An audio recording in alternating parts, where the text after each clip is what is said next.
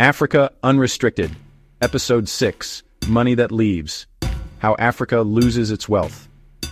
Across Africa, people work, trade, build, and extract value every day. Minerals are mined, crops are grown, services are delivered, and businesses operate at scale. Yet despite all this activity, many governments still struggle to fund basic services. Infrastructure gaps remain stubborn, and growth often feels fragile and easily disrupted. This pattern exists not because Africa fails to create wealth, but because a large share of the wealth created does not remain within African economies long enough to be taxed, reinvested, or circulated locally. This is Africa Unrestricted. Today's episode is about capital flight, a term that describes the many ways money generated in Africa ends up elsewhere, often quietly, often legally, and often permanently. It's a massive, systemic drain of wealth, estimated to cost the continent tens of billions of dollars every single year. This isn't just an abstract economic issue. It's a primary reason why development across the continent feels slower and more constrained than it should. Understanding how this happens is essential to grasping the true scale of the challenge, and more importantly, identifying the solutions. Capital flight might sound like a technical concept, but the reality is straightforward. Economic value is created inside African countries through mining, agriculture, technology, and labor. But before that value can be taxed to strengthen public budgets or reinvested to grow domestic economies, it is moved out through complex financial structures. While some of this movement is blatantly illegal, like smuggling cash or falsifying trade invoices, a significant portion happens through perfectly legal mechanisms. These are the tax treaties, corporate loopholes, and opaque ownership structures that were designed, intentionally or not, to allow profits to shift across borders with minimal friction and even less tax. The result is a paradox: a continent rich in resources and human potential, yet perpetually short on the capital needed to build its own future. This series will explore how that happens and what can be done to reverse the flow. The scale of this financial hemorrhage is staggering.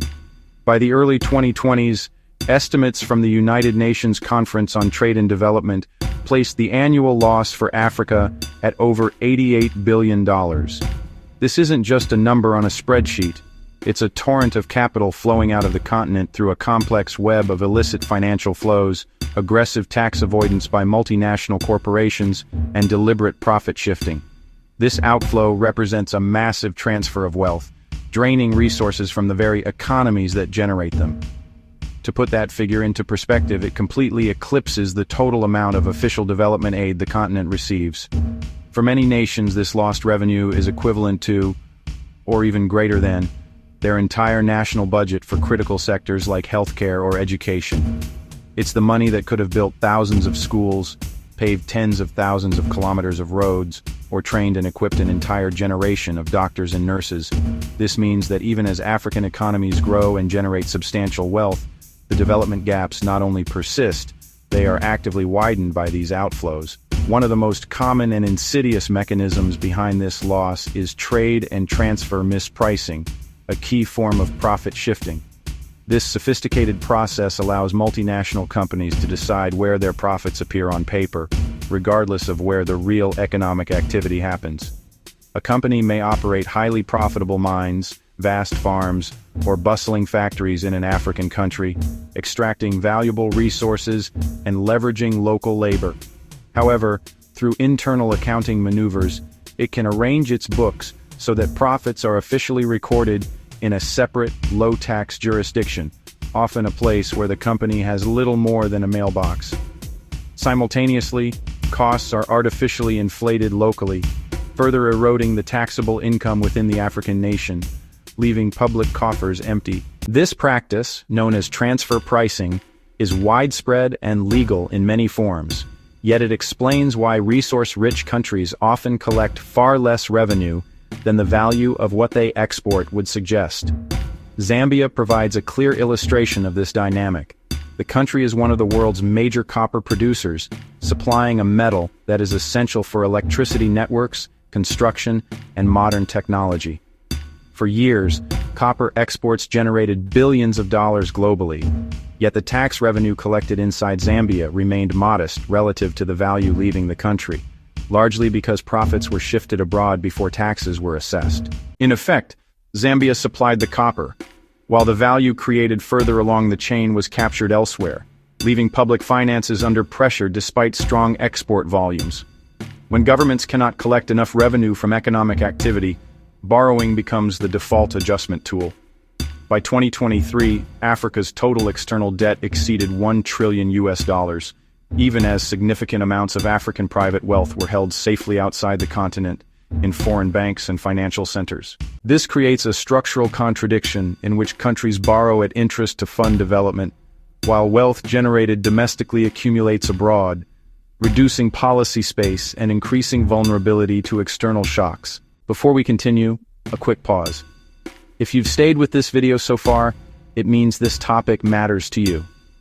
Whether you're watching from Accra, Lusaka, Nairobi, Lagos, Johannesburg, or the diaspora, this conversation only grows if more people hear it.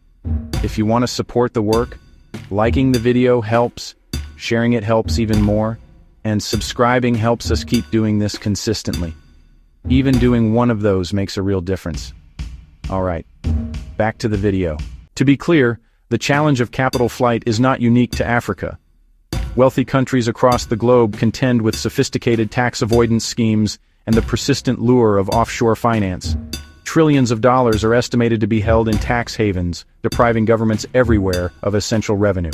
The critical distinction, however, is not the existence of the problem, but the capacity to respond to it. The impact is asymmetrical. When capital attempts to exit advanced economies illicitly, it confronts a formidable wall of institutional defense. These nations have built deep enforcement capacity over generations. Well-funded revenue authorities, specialized financial crime units, and independent judiciaries work in concert. They possess the legal frameworks and technological tools to scrutinize complex transactions, demand transparency, and impose meaningful penalties that serve as a powerful deterrent, including asset seizures and criminal prosecution. This ecosystem doesn't stop all illicit flows, but it significantly raises the cost and risk for those attempting to drain resources from the economy. In many African countries, these defensive systems were never fully constructed. In the post-colonial era, the focus was often on building basic state functions, leaving regulatory capacity underdeveloped. This vulnerability was later compounded by external policy advice, particularly from the 1980s onward. Prescriptions that prioritized completely open capital flows, aggressive deregulation, and maximum investor comfort were pushed as the only path to growth. While this advice was framed as technical and neutral, it systematically dismantled the very tools needed for domestic revenue protection. It effectively rolled out a red carpet for capital to exit, often with little scrutiny or consequence, creating the structural gaps that persist today. The situation, however, is not fixed, and several countries are already taking steps to regain control. Nigeria has expanded tax enforcement and digital monitoring, leading to notable increases in non-oil tax revenue in recent years, while Rwanda has invested heavily in electronic tax systems that reduce opportunities for profit concealment and improve compliance.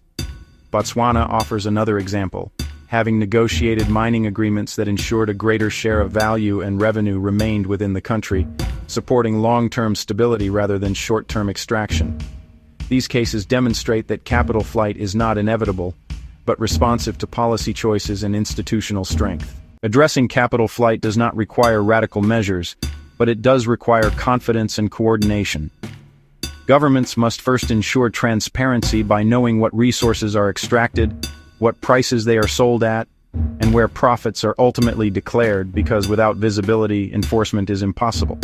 Second, taxation must be aligned with where value is actually created, so that economic activity occurring within African countries contributes meaningfully to public revenue. Third, regional cooperation is essential, because when countries compete by lowering taxes to attract investment, the outcome is often a race that benefits only those moving money across borders. This is why coordination is frequently described as difficult or unrealistic, despite the fact that it closes loopholes more effectively than isolated national efforts. There is also a mindset shift required, as Africa has long been taught to fear losing investors if rules are enforced more firmly. In reality, Investors already extract profits daily, and the real risk lies in allowing value to leave permanently while public needs remain unmet.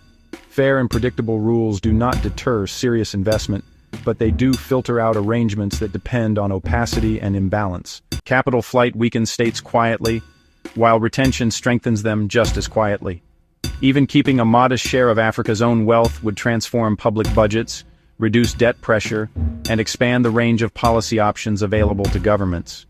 Money that remains within an economy can be planned around and invested strategically, while money that leaves ultimately shapes decisions from the outside. Africa has resources, labor, and markets at scale, but what has been missing is consistent control over where value ends up after the work is done. Once that control improves, many of the continent's most persistent challenges become easier to address, not through slogans or promises, but through steady institutional strength.